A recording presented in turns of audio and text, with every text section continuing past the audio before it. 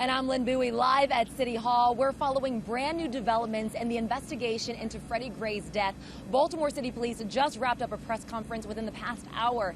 Derek Valcourt joins us live now with these late-breaking details. Derek. This has come as a surprise. Police said they would release the findings to the prosecutors tomorrow. Instead, they have released the findings of their investigation into the Freddie Gray case to the prosecutor's office a day early. They say they have not completed their investigation.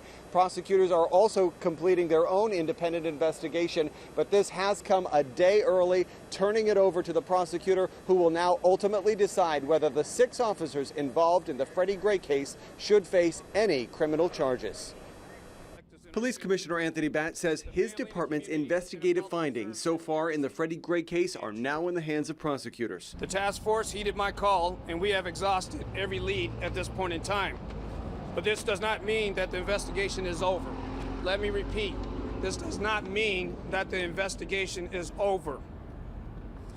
If new evidence is found, we will follow it. City State's Attorney Marilyn Mosby has been conducting her own independent investigation into the death of the 25-year-old who died from severe spinal injuries 1 week after his April 12th arrest, a portion of which was caught on camera by neighborhood witnesses. I've been recording it. All day, we will fight for Freddie Gray. The latest developments come after thousands of high school and college students took to the streets Wednesday in a massive demonstration. Another aspect of it is police brutality, and another aspect of it is youth activism and us being out here to support, a cause that we think is dear to our hearts. As nightfall set in, the National Guard again stepped into action, helping police to enforce the citywide curfew that takes effect each night at 10 p.m. until 5 a.m. The mayor telling CBS News there were few problems overnight. What you saw is more reflective of the true story of Baltimore. You saw community leaders, you saw elected officials working together to bring the peace.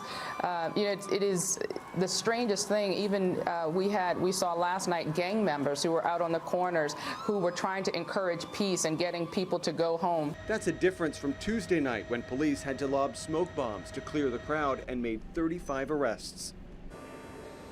Important to clarify, police have turned over their investigative findings so far to the prosecutor, but they are not releasing that report to the public. That report, they say, needs to be protected for the integrity of the investigation. Now, the process from here is important to point out that the prosecutor will complete her own independent investigation into this case before she makes any determination on whether the officers involved should face any criminal charges. And important to point out, we do not have a timeline on that right now. We do not know when she will make that decision. So for anyone out there expecting that a decision will happen tomorrow or Saturday for that matter, they are most likely wrong. It will not likely come for quite a while. Also important to point out the Department of Justice continuing their own investigation into this case as well.